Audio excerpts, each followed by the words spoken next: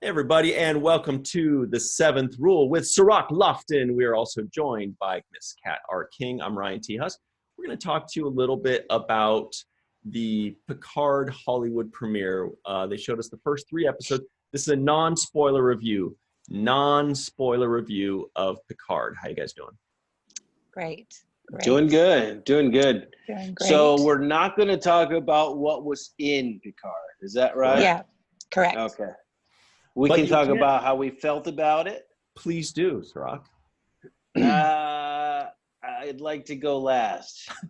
Oh, no. Kat, you go first. How much did you love it?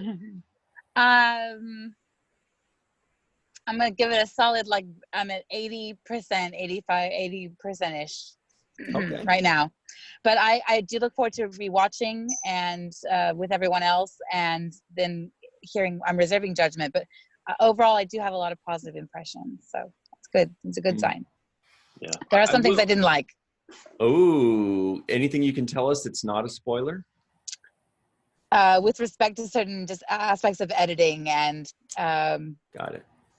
Yeah, that's about it. I'll say about that. Oh, actually, you know what I really liked, what I very much did like, and it actually ties into something somebody just asked us.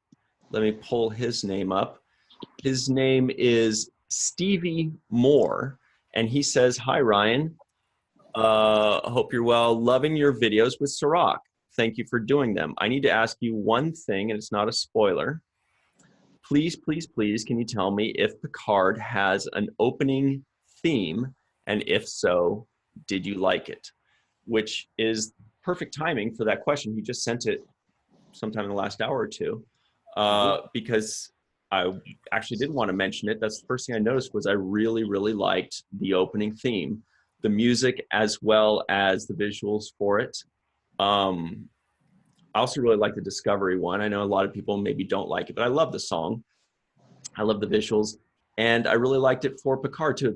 It follows along with what this new series feels like, which is more mature, more sophisticated, more refined. I thought it was beautiful. What do you guys think of the theme, opening theme? Well, I actually liked the opening credits, and I like the Discovery one as well. I actually was looking for it. I didn't see it because it didn't register with me, but I was looking to see if the theme music was made by the same guy that made all of. Okay. The same guy that made the Discovery one, that is. Oh, okay. But I was actually more like the guy who made DS9 and Next Generation and.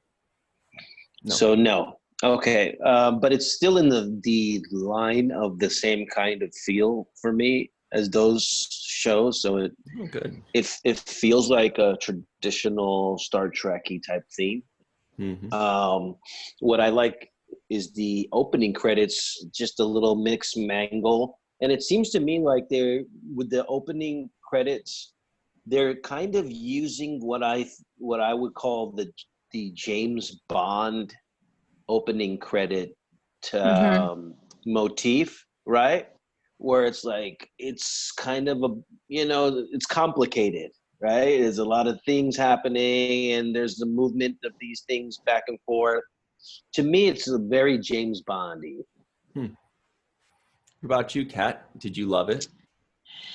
I enjoyed it. I actually did like it. I couldn't say it's like catchy or anything that I could even really remember, but what my impression is of it really reminded me of the music, the lute, the very famous Picard lute, Inner Light type of influence to it. So I enjoyed it for that because I appreciated that they were trying to sort of make those connections and sort of remind you of Picard's music. I mean, there's like a theme to him, and I think that really is his theme, is the lute, him playing the lute. But it was very reminiscent of that, and I enjoyed it. But could I say I remember the tune of it? No, but I enjoyed it. It was lovely. It was just very pretty. It's all very pretty, and it's very nice to see that they've taken the time and care to like really take a good look at this and see how could they really make it just different and yet reminiscent and familiar enough to draw people who have been looking forward to this a long time in. So I think they did a good job of that. Let's talk a little bit about Patrick Stewart, because that was another thing that I think that's pretty much, it's safe to say that is the number one attraction besides it just being new Star Trek, is that it's a reprisal of Captain Picard and Patrick Stewart. Mm-hmm. Not just like a reboot of a different character playing, a different actor playing the same character or whatever. But he is just the most unbelievably warm and charming and charismatic, actor. And it comes through in that character. I mean, it almost felt like Picard was even more so like Patrick Stewart in this new series than he was in Next Generation, if that makes sense. Yes, I agree. What I see is that with his age, because we're clearly seeing an older Patrick Stewart, I am seeing a level of sensitivity in his performance that is only comes with like a certain level of wisdom and age. And I will say that resonates with me when I watch him do his performances. He's really connecting with the person that he's performing on screen with, and he seems to be listening and paying attention and Yes. really making a connection in a way that I feel comes with the maturity of somebody who's old and doesn't, and wants to kind of make an impact. Right. Yeah. Yes, get agreed. ready to fall in love with Captain Picard all over again, but for slightly different reasons, right? Because Next Generation, it was regal, it was authoritative, it was respectful. That was the Picard that we were used to, and now this is like a softer, very caring, very gentle type of Picard, right, Kat? Yeah, I think he's just there's a lot of lingering guilt for him. There always seems to be, and so you get the sense that he's just trying to really do the right thing no matter what. And you got to admire someone like that. And Patrick Stewart just carries this. My only thing would be just he those moments, those very long, there's lots of very long shots on him that the camera loves him. It loves to watch him listen. It loves to watch him really think about and consider and emote. And I just love that we get to see more of that. Those moments, there's a lot of intimate moments we get to see, and the camera does do it. I think I would like to see a bit even more if it's possible, but other than that, I think that overall it's nice to be able to see the camera just sort of linger on him, and we just get to sit with these feelings with him for a moment, because for people who've watched him and grown up with him and admired him, there's a lot going on. It's complicated, Kat, as a fan like myself, do you feel, now we've only seen the first 3 episodes, that's the caveat. Yeah. Do you feel like there was enough fan service to keep the fans happy in the first 3 episodes? And I don't mean at that as a euphemism for something bad. I just mean was there? No, I know. Was there enough? Because they definitely do a little bit of fan service. Showing a couple things, a couple little Easter eggs. What did you think of that? Yeah, there was definitely fan service. I think it seemed to be like the very first episode seemed to be the most of it. But then I just saw a flash of a headline that says something about the approach was, low tech, more humanity. And here's the trouble that I have with that approach is that, we were sort of looking forward to what the Federation and Starfleet would really be like. So the cool thing is that in terms of visuals, that we get to see a little bit of what that world will look like. But on the other hand, you're sort of disappointed in it because you're like, oh, this seems very generic now. It feels more sort of like Asimovian. But in terms of fan service, there was just enough. I think the first episode, you see a lot of it, and then it sort of tapers off and you're back to Kurtzman's sort of his happy medium, his compromise, and in terms of trying to maintain a sort of a parallel with and a good crossover with a seamless transition, I would say, with Discovery, since they're going to be opening up in the 29th century. So it'd be really interesting to see. But you could see a direct impact on that. So yeah, there was just enough to me, it did feel pandering. It did feel like, okay, they were like, oh, we just have to make sure that this and this is there. And if that's there, then it'll be enough to appease those legacy fans who've just been waiting to see every little person in TNG pop up out of the corner, and somebody was like, hey, is Janeway in it? And I'm like, well, no spoilers, first of all, but I can tell you, like, what? Like, I didn't even know that anyone. Secondly, we don't need 40 people in it, guys. I didn't even know that, like, every single actor was people were expecting that to be the case. I'm like, really? I didn't expect that to be the case. But now, Cirroc, the other side of that is, as a person that, didn't grow up so much a Trekkie, you obviously worked on it, which made you a fan of it. But do you feel like people that have never watched Star Trek or are just casual fans, from that point of view, was there enough there to keep people's attention as far as the writing or whatever is concerned? That's going to be interesting because I'm not sure about that. What I think is the appeal on this particular show is that it is revisiting the thing that we love so much. I don't know that there's enough new stuff there to give to the fans who have no idea about it or don't know much about Next Generation. So that one is kind of tricky for me. But the one thing that I did notice, and I think, Kat, you alluded to it, was the technology aspect of it. That's one of the things I enjoy about Star Trek, is that it makes me feel like I'm that much forward into the future, and I get these really cool inventions and things to look forward to as an imaginary person, right? I mean, an imaginative person. Mm-hmm. So those are the things that you want to inspire imagination. And one of the things that I felt was lacking in the opening of it was the newness and the futuristicness of the feel, because a lot of it takes place in the vineyard and stuff, and in his residence, and that place doesn't have the same kind of feel as a futuristic Star Trek set, right? Or aboard a space station or a spaceship. It has more of a earthly feeling of what we have today, just like very familiar. Mm-hmm. Yeah, it's very familiar. It's like, it's no different than my house, right? So I felt like, okay, they need to give me more futuristic stuff for me to want to keep biting, because I'm not going to want to see my house with like a cooler TV. That's that's not enough. That's not enough for me. So I think we saw like one LCARS panel, like maybe scattered throughout. It just didn't feel like what makes Star Trek iconic are its LCARS, its Okuda, those very monumentally like iconic, aspects of visual effects and just motifs of Star Trek that seems still just to be.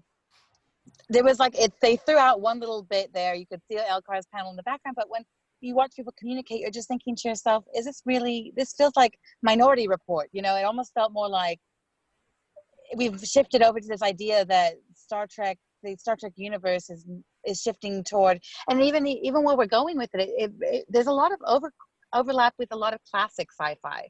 So I don't know if Kurtzman, when they look at this, they think, oh yeah, this totally makes sense, or if they were like, we're just gonna keep doing what we've been doing and drop a couple of little Easter eggs in here to just pay some fan service.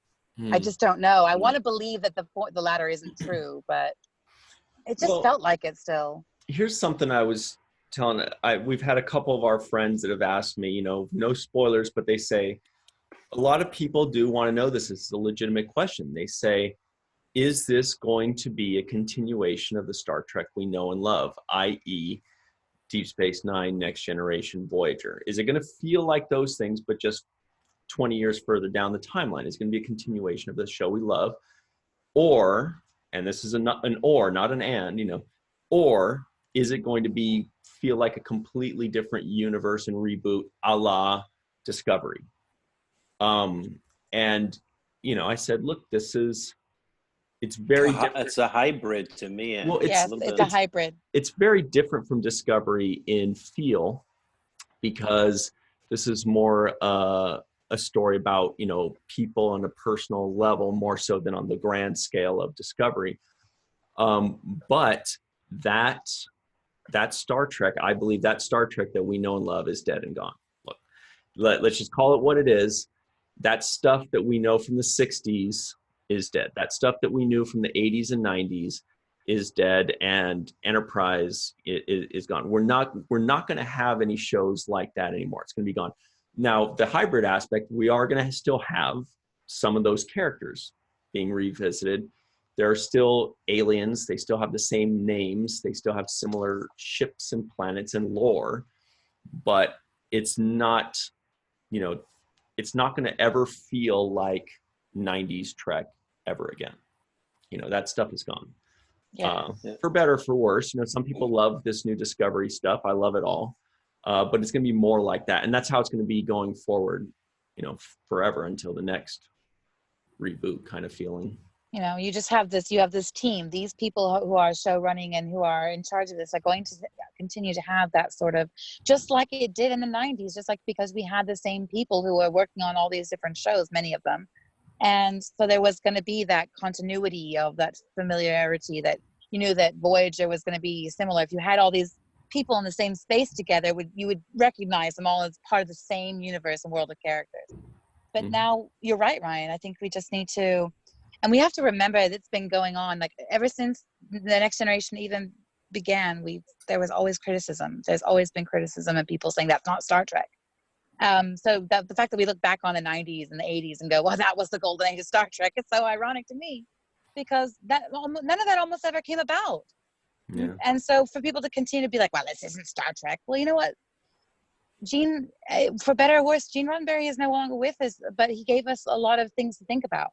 And it gave us a future to wonder about. So it's just time to sort of maybe just let it be and just let it be what it is. There's nothing we can really Paul do. McCartney.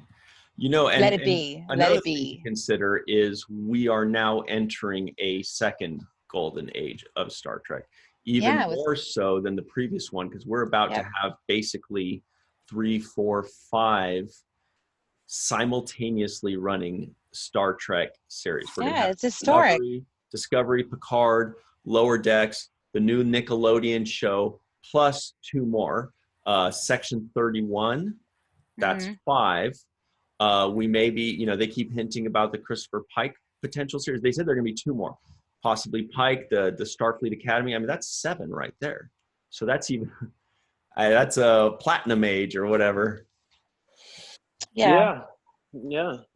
I think it's looking good for Star Trek in the future. And that's why I wish all of the new ventures success, because I'd like to see them do well so that we can continue this legacy. The one saddest moment in the Star Trek history was when Paramount decided to close up shop and auction off all of their sets. I think that was a sad time for all of us, because we felt like they were divulging themselves of the franchise and they wanted nothing to do with it. But now we are at a point where the J.J. Abrams cracked the door for it to be brought back to life, and now here we are, anticipating multiple shows at once. So I do wish this franchise success. I want to see it do well, but I also feel like in order for them to do that, they have to be able to, one, give us innovative stuff that is going to be challenging our thoughts and making us think more forward into the future.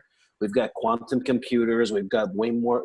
A lot of the technology that they envisioned in the 80s and 90s actually exists now. So now they have to think of the things that don't exist. Yes. And will come out in the future. So that's the challenge for them, the writers and producers.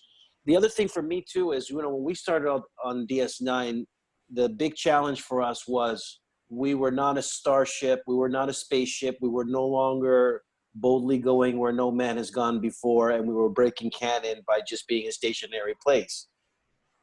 And that was a challenge for us, actually, to develop enough interest in this space stationary spot for people to want to continue to tune in. I think that the big challenge for me so far, what I saw with the Picard, was that even from, they have even now reduced it even farther to starting in Earth and having it all really be about Earth in the beginning, right? So here we are. We went from exploring the universe, Yes. right? We started with exploring the universe, then DS9 exploring a station, and that was too small and not Exploring big our enough. feelings. And everyone Now- coming to and- you. Yeah, and now we're exploring A retired guy. France, so it's like we got to go farther out and not more in, and I think that's going to be the biggest challenge for me watching this show, and I'm sure that they are going to make changes and progress, and it's going to be more of a space show.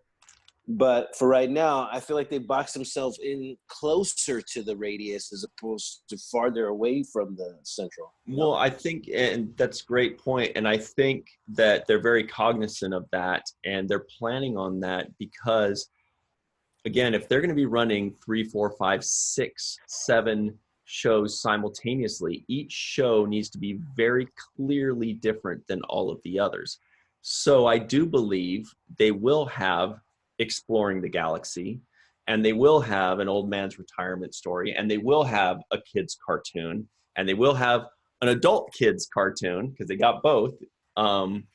So this one is going to be more for the older Trekkies. You know what I mean? The people that maybe grew up watching the original series and then also love Next Generation, and because this one, it's a little bit more slower paced, Picard is, but like I said, it's more mature, it's more sophisticated, it's more heartfelt. There's less like spaceship battles and monsters and this and that. It's got, the sci-fi elements in it, but it's more a story about people and about a person's journey. And I think that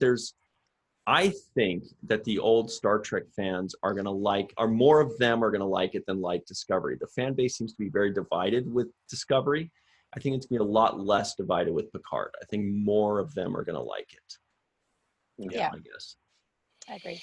And I think, Patrick Stewart is a great ambassador for Star Trek franchise. He has been, and he continues to be. He's been really an exemplary captain. People love him and still love him. And I think that what we saw before when he was younger, 30 years ago, was a guy who had more bravado and machismo to how he was doing it. And now we see somebody who's more fragile and intelligent, or has more wisdom and patience.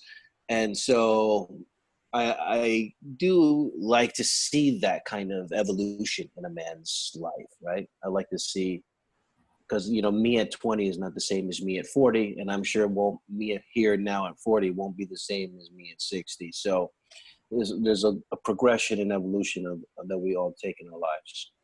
I'm hoping that it works out well. Yeah, good points, Kat. What do you think? We only have a few minutes left here, but what do you think of what the fans are going to think, without getting into specifics, about the new cast of characters? We didn't get introduced to all of them, but we got a good chunk of them. Do you think they're going to take to these new characters as strongly as they do with the other cast, or do you think it's going to be basically Picard's the guy, or it's the Picard show and his surroundings?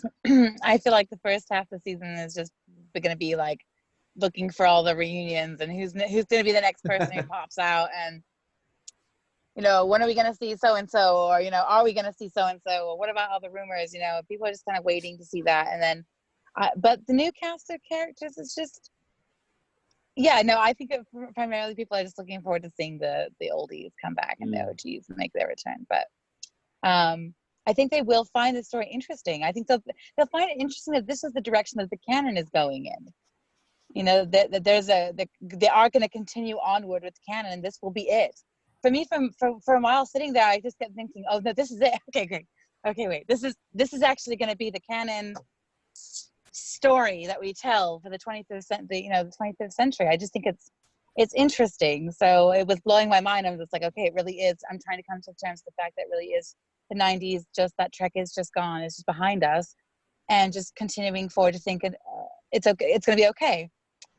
We have these veterans, and they know what they're doing, and Patrick Stewart does know what he's doing, and it's just a journey. So I say just jump on in and give it a shot, and go for it, and just keep supporting the franchise as much as you can. I'm going to continue to do that. Yeah, and a lot of us really do, not to beat this to death, but a lot of us just really, really do want.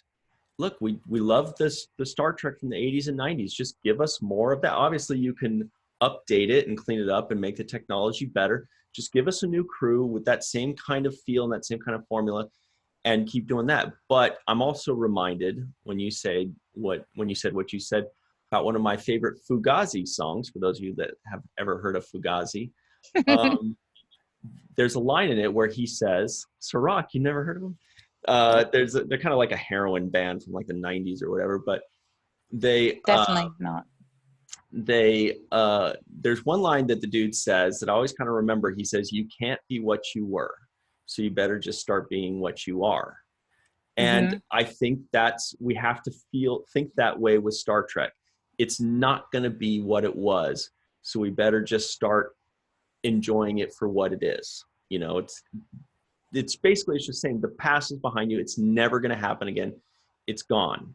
So just, we're literally losing our legacy. Our legacy actors are passing away. Like we're beginning to lose people, and soon they'll all be gone. And who will be left to carry on that mantle, that torch? And it's these guys are it. These are it. And I love her, I love her, and I'm gonna try to let her grow on me. It's just in the writing. There's in the writing things that bug me, but other than that, I'm just a big fan of her. So Michelle Hurd, Allison Pill. Yeah, they're great actresses. All the Miguel Cabrera.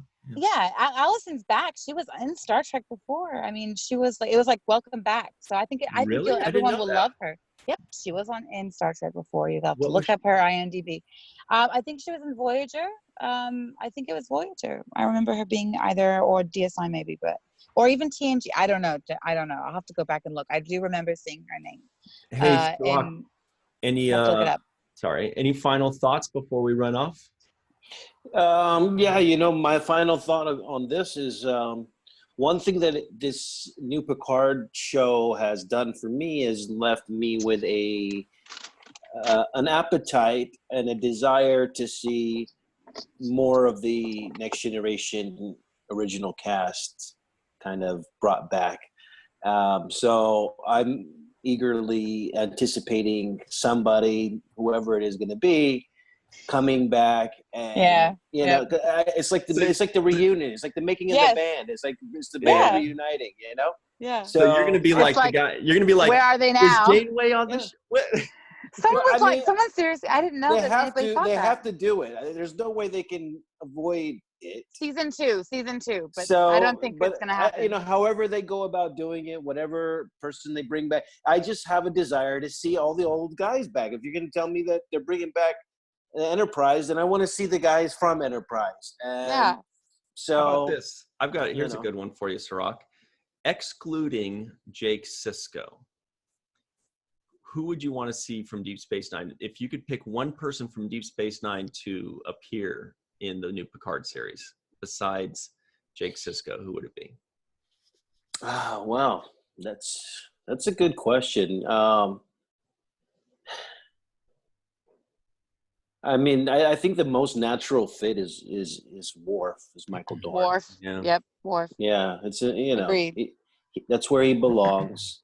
We stole him away. We stole him fair and square. And it was such a good fit. It was such a good fit though. I loved him on DS9. Me too. Yeah, we borrowed him, but he's earned his way back home. So that would be the person outside of myself, I feel like would be a real natural fit for Picard.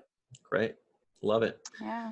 I think everybody's going to really like it. I think they may not love it to death from the very first episode because it's kind of a slow burn. It's a little slower it slowly builds than the action-packed stuff. But you know what? The Discovery pilot had a whole bunch of Klingon in it. Yeah, that's right. Remember my complaint about that? It was 30 minutes worth of Klingon talk, and so it wasn't worse than that. That's yeah. Sure. I think that by the end of the first season, though, by the end of the first season, people are going to love this. Like they're going to like it a lot at first, but as they watch it, I think by the time the first season's over, by then they will have known all the characters. They will understand where the story's going. And just one extra thing, the camera, the quality of the film cannot be denied. You cannot deny that there has been advancements, that the quality of the picture. It is so pretty. It's so pretty. It's so pretty. It's so good to look at. I don't care how many lens flares they throw my way. Agreed. I want to see these. I want to see it. It looks so visually good. And it's the one thing that I'm jealous that DS9 didn't have the privilege and advantage of, was to be filmed in such a way that I can look at it with that kind of level. There is a very noticeable quality, noticeable quality difference between that we can leave behind with the 90s. That we can leave behind. Just bring the story lines and the story writing, the really in-depth story writing. Bring that along forward. But you're right. That's what Kurtzman brings beyond a shadow of a doubt. He leaves it looking like a brand new car off the showroom. He makes Star Wars look so like. Have you guys seen? If everyone's seen The Mandalorian, if you've watched it, most of it so far. I haven't. It is. I like it, but when you look at it like from a visual perspective and editing, there's so many errors in continuity between shots throughout because they're so rushed out. And I think Kurtzman, they took their time. They really they make a nice finished product. Their product got a lot of money. Yes, and so kudos to them. They're doing well with the money. They're obviously investing it in the quality, because that's something that you cannot deny. Whether you like the storylines, or you like the actors, you cannot deny that as visually it is impressive. Stunning. It's stunning. Yes. And Cirroc, we have you to thank for that, because the reason they were able to afford kind of reopening Star Trek and making that first season of Discovery was from the money that they made in the Netflix royalties from people rewatching Star Trek. Rewatching Deep Space Nine and Voyager and Next Generation, all that stuff. That made them enough money to where they could launch this new, That's right. I do my part. I do what I can. I know. I'm just doing my civic duty, sir. So just know, for every day of shooting, you're responsible for like a nickel of that, dude. Wow. Personally. Wow. You know what? I'll even take 2 cents, but as long as my 2 cents count. So, no, it's a beautiful thing. I root for the success of the show. Their success means my success. We're intertwined, and there's no doubt about that. So, I want to see the best for the franchise. I want to see it do the best.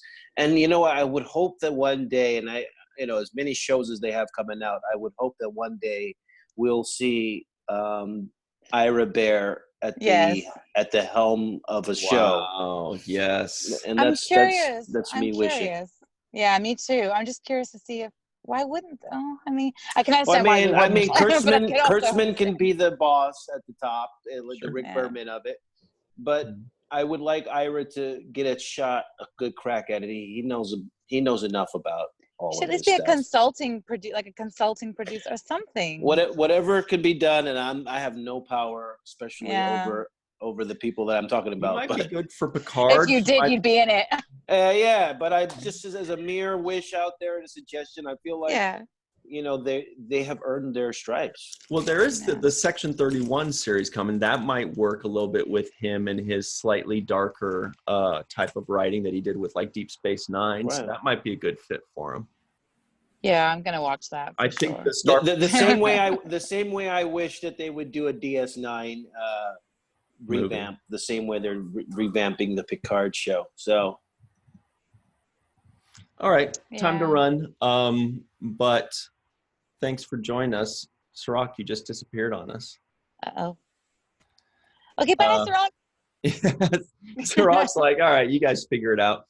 So that's about it for Cirroc Lofton. For Cat R. King, I'm Ryan T. Husk. Check out Picard. You are gonna love it. Get CBS All Access. If you're not in the US, get Amazon Prime. Check it out there, Amazon Video, whatever it is. just do it. Don't pirate it and be a jerk. Just support Star Trek. Don't ask questions. The more you support it, the more Star Trek they're going to make. All the best, and always remember the seventh rule.